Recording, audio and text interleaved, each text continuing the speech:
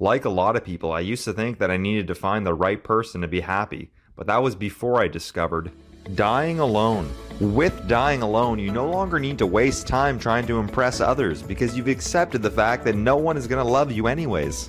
And dying alone allows you to be your true self without any. No, for real, I'm someone who's really reserved, and I don't like being around people. It's too much pressure to be liked and make sure you say the right thing, make sure you don't offend anybody, making sure your facial expressions are making everybody comfortable. Like, it's just too much. I'd rather just be by myself. First date, 9:30 p.m. Her, my ex was toxic, narcissistic, and emotionally abusive. Yeah, what else is new? That's what they all say. What does it say about you that all your boyfriends are that, though? You're attracted to that type of guy? That's what it says.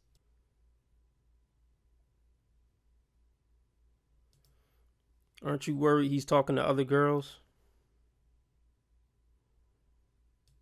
First, Yeah, big booty ain't gonna stop a player dude from talking to other girls. You think you're the only one with a big booty? Stop it, please. first off, I do understand that this probably is a joke, and she's showing off her hard work. That's good for her. But I just want to be completely clear on this because I don't think a lot of women understand. You can be a celebrity. You could be a supermodel. You could be the most beautiful woman in the world.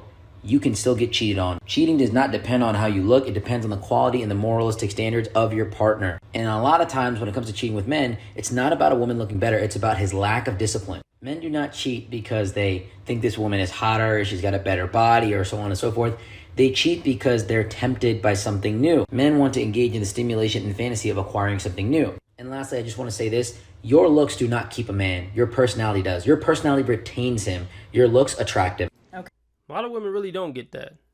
It don't matter how great you look. If your personality sucks, you got a bad temper, you're not supportive, all you do is nag, you're not going to be able to keep a man. Especially not a man you want. Especially not a man most women would want. Okay, I'm having so many men on TikTok comment, once I was vulnerable, she left me. Sounds like you dodged a bullet, my guy. She wasn't the right one for you. She couldn't handle it. She couldn't take it.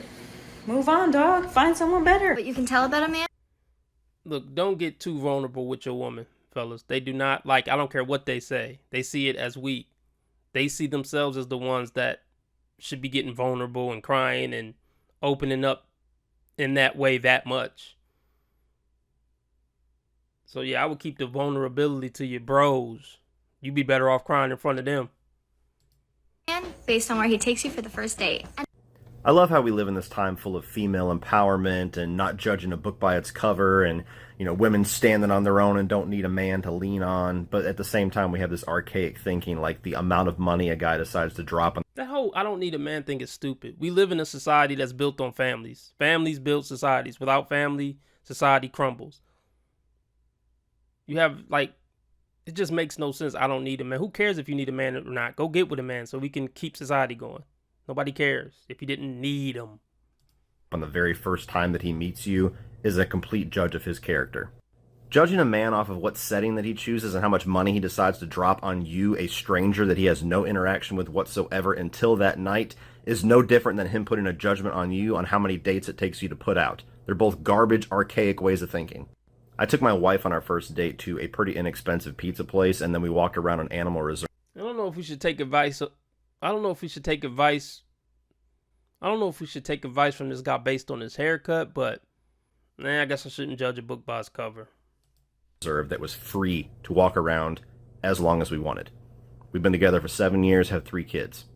If you walk into a relationship with this mentality, then you're just there for the materialistic things, the things that you can gain from that person, the things that that person can actually provide that are tangible, not what they can provide to you on an emotional or on a character base. You can stare at my cheeks at the gym. I don't mind. You can make such direct eye contact with my butthole that you're giving me a colonoscopy. You're looking at my intestinal tract at this point, right? But just don't let me catch you making eye contact with my butthole. If I turn around and our eyes interlock, look away. Look away quick as fuck. Don't look away, fellas. Don't be creepy, but don't look away. I'm not scared. Yeah, I was looking. They love to catch somebody looking. They love to get that validation. Stand strong, fellas. Don't look away. Don't stare too long, because that's the case. Don't linger. Don't just sit there staring and even smile at me. Oh, no. like one of my friend's brothers, but my brother's friends want to fuck me and he's in high school. Yeah, that's like the dream. Yeah, not being high school. And but like, I like fulfilling fantasies. Like I fantasize. Like I like fantasy movies. I live in my own like dream world. So if I Agreed. can fulfill somebody's fantasy like that, it makes me feel so good. And Is she a perv? Keep the same energy. If this was reversed and this was a guy saying the same thing, we'd be talking about take him out back like old Yeller and give him that treatment. So keep the same energy for her. like they come so hard and they're so grateful and like it doesn't last long and like it's really nice. what a f***ing queen. What a nice human. What a nice human.